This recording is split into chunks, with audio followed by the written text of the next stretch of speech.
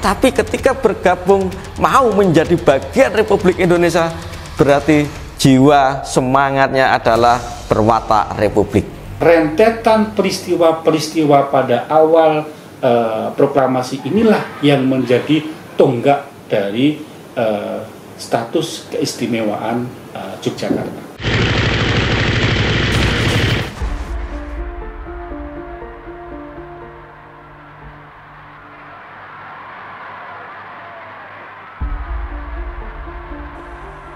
Proklamasi Kemerdekaan Republik Indonesia 17 Agustus 1945 adalah babak baru era politik modern Indonesia. Setelah 3 abad berselang, kerajaan-kerajaan Nusantara berada dalam kekangan kontrak politik ekonomi kongsi dagang VOC dan rezim kolonialis asing seperti Portugis, Inggris, Jepang, dan terutama Belanda. Bangsa Indonesia akhirnya bisa bersatu, bangkit, berdiri, mendeklarasikan kedaulatannya sebagai negara merdeka. Bergulirnya babak politik modern Indonesia dimulai awal abad 20 ketika semakin banyak kaum pribumi yang mengenyam pendidikan tinggi. Asupan pendidikan, pengetahuan, dan wawasan melahirkan generasi baru yang melek politik. Perlawanan pun membuncah melihat penderitaan, kemiskinan, ketidakadilan, serta kesewenang-wenangan yang dialami rakyat akibat eksploitasi sumber daya alam dan sumber daya manusia yang berlangsung terstruktur, sistematis, dan masif yang dilakukan rezim kolonialis asing. Tonggak kesadaran kebangkitan nasional dipelopori lahirnya Organisasi Pergerakan Nasional pertama Budi Utomo pada 20 Mei 1908. Menyusul kemudian tahun 1912 muncul Serikat Islam dan partai politik pertama The Indice Parties. Tak lama kemudian berdiri sekolah pribumi pertama Taman Siswa tahun 1922. Pada saat bersamaan, koran-koran dan majalah pergerakan dan penerbitan buku-buku kritis makin menjamur. Banyak tokoh-tokoh pergerakan, baik di dalam dan luar negeri, menulis pokok-pokok pikiran menuju Indonesia berdaulat. Satu di antaranya adalah Tan Malaka yang menulis konsep Republik Indonesia dalam bukunya berjudul NAR The Republik Indonesia atau Menuju Republik Indonesia yang disusun dalam masa pembuangannya di Tiongkok tahun 1922.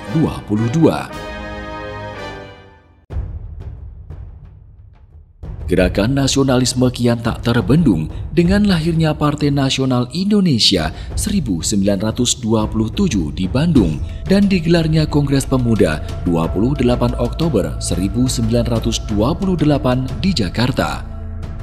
Pada momen itu, lagu Indonesia Raya yang kelak menjadi lagu kebangsaan Indonesia untuk pertama kali diperdengarkan di muka umum lewat gesekan biola komponis Wage Rudolf Supratman. Kemunculan berbagai organisasi pergerakan ini pada gilirannya membangun lapisan-lapisan gerakan nasionalisme yang berpuncak pada peristiwa proklamasi kemerdekaan RI 17 Agustus 1945. Pada saat itu seperti kita ketahui bahwa Indonesia sedang dijajah oleh Jepang. Dan pada memasuki tahun 45 kedudukan Jepang itu mulai melemah dan banyak mulai mengalami kekalahan. Nah, pada tanggal 6 Agustus 45 Amerika itu menjatuhkan bom di Hiroshima dan kemudian disusul pada tanggal 9 Agustus 45 menjatuhkan bom nuklir yang kedua di kota Nagasaki. Nah, kedua bom inilah yang kemudian memaksa Jepang akhirnya harus mengaku kekalahannya dalam Perang Dunia Kedua kepada sekutu Amerika Serikat. Kekalahan kolonialis Jepang dalam Perang Dunia II menimbulkan kekosongan kekuasaan di wilayah Indonesia. Momentum ini dimanfaatkan kaum pejuang kemerdekaan untuk memproklamasikan kemerdekaannya.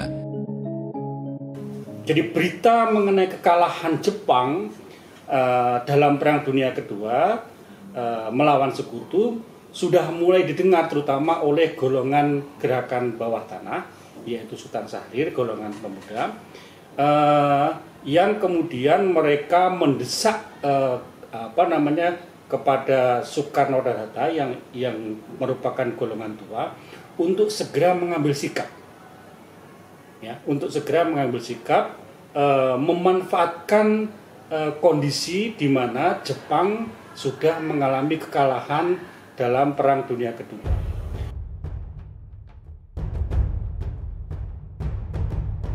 Kemerdekaan bangsa Indonesia bukan hadiah dari kolonialis asing, melainkan sebuah perjuangan yang dimotori kaum muda.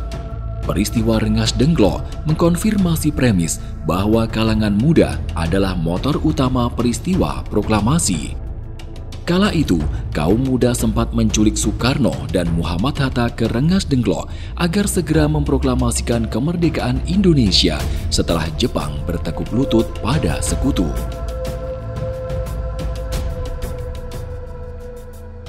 Sepulang dari Dalat, Vietnam, tiba di Jakarta, Soekarno dan Hatta segera didesak oleh golongan pemuda tadi untuk segera mengambil sikap itu. Nah, di samping itu kemudian 14 Agustus juga menjadi momentum resmi Jepang menyerah kepada Amerika Serikat di geladak kapal USS Missouri pada waktu itu, dan itu menjadi penanda kemudian bahwa Jepang keberadaannya di Indonesia itu adalah status quo, hanya mempertahankan kekuasaan yang nanti akan diserahkan kepada Sekutu. Nah, disinilah kemudian terjadi perbedaan pendapat antara golongan tua dengan golongan muda.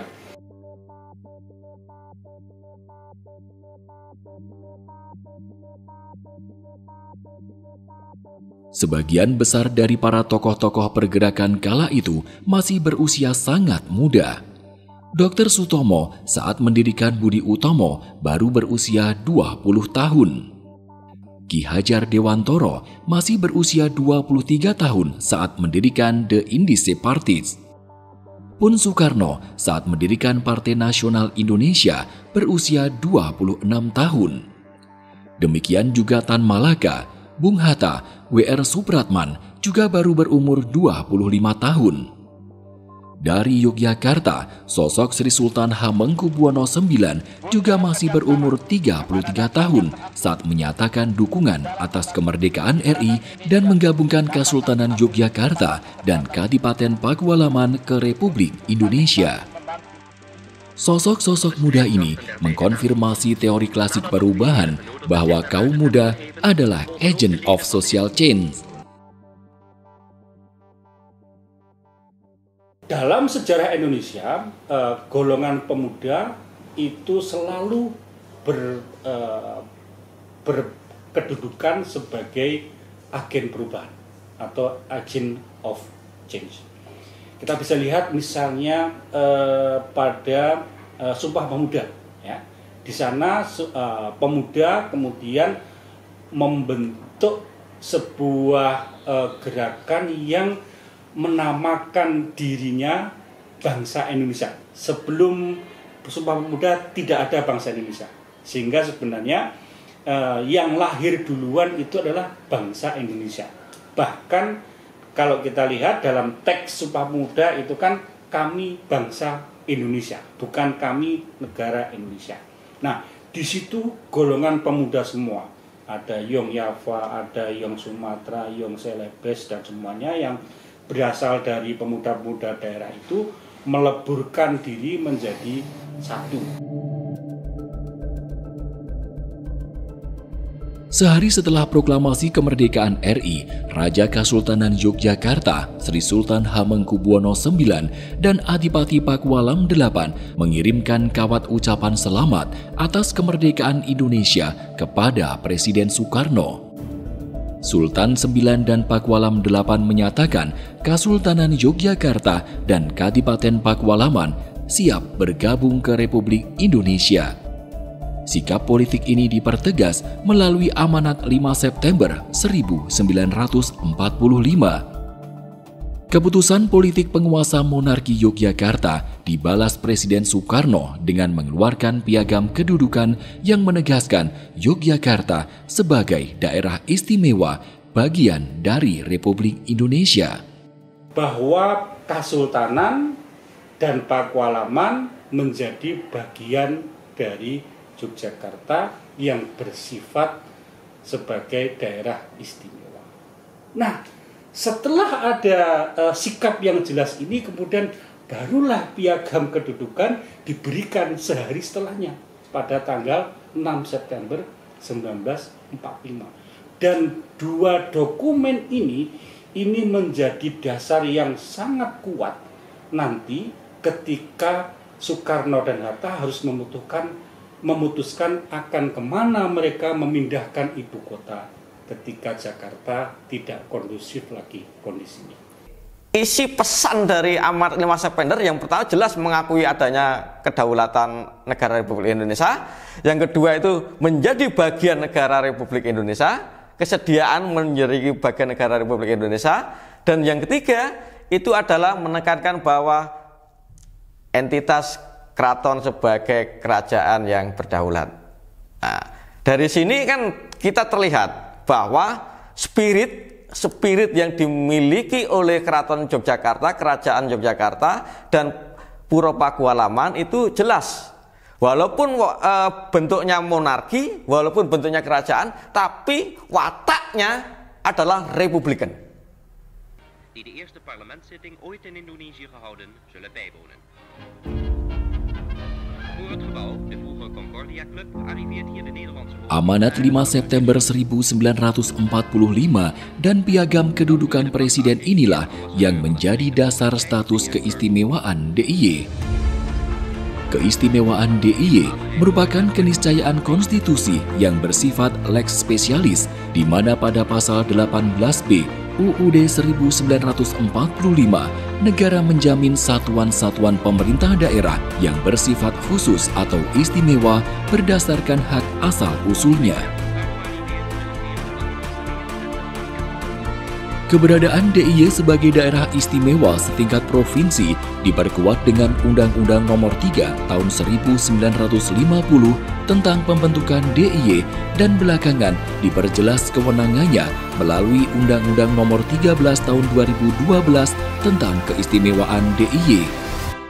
Lalu pemerintah Indonesia memberi piagam kedudukan yang menyatakan bahwa Kasultanan dan Kadipaten itu menjadi bagian dari Republik Indonesia dan bersifat istimewa. Sehingga rentetan peristiwa-peristiwa pada awal proklamasi inilah yang menjadi tonggak dari status keistimewaan Yogyakarta secara faktual. Keraton Yogyakarta dan Pakualaman menjadi bagian di dalam perumusan berdirinya sebuah negara. Ya, nah dari sini jelas.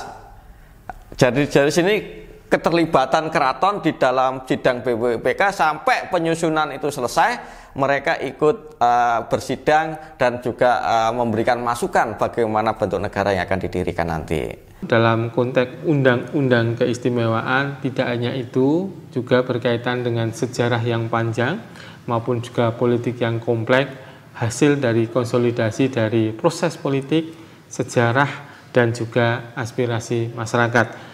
Proses-proses panjang terhadap sejarah inilah yang kemudian menghasilkan keistimewaan di Yogyakarta dengan adanya Undang-Undang Keistimewaan Nomor 13 di tahun 2012. is ook bij de Silimahi-divisie een Refleksi kritisnya adalah bagaimana realitas kaum muda hari ini dalam mengisi kemerdekaan Indonesia. Suri tauladan apa yang dapat kaum muda serap dari perjuangan para pahlawan kusuma bangsa? Hal strategis apa saja yang perlu diarus utamakan dalam jiwa, pikiran, dan tindakan kaum muda di tengah perubahan zaman yang melesat cepat? Bagaimana potret realitas kaum muda hari ini? Peran tokoh-tokoh muda dalam revolusi kemerdekaan sangat nyata.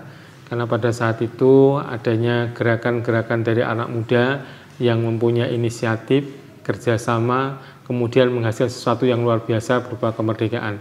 Sehingga hasil nyata dari tokoh-tokoh muda ketika itu bisa menjadi pengingat bagi kita, seluruh bangsa Indonesia, bahwa peranan anak-anak muda sangat luar biasa. Dan tentu saja ini juga harapannya ke depan anak-anak muda yang ada di Indonesia, khususnya di Yogyakarta, bisa lebih nyata memberikan kontribusi kepada bangsa dan negara sebagaimana yang sudah dicontohkan oleh anak-anak muda ketika waktu revolusi sebelum kemerdekaan sampai dengan proses kemerdekaan itu terjadi.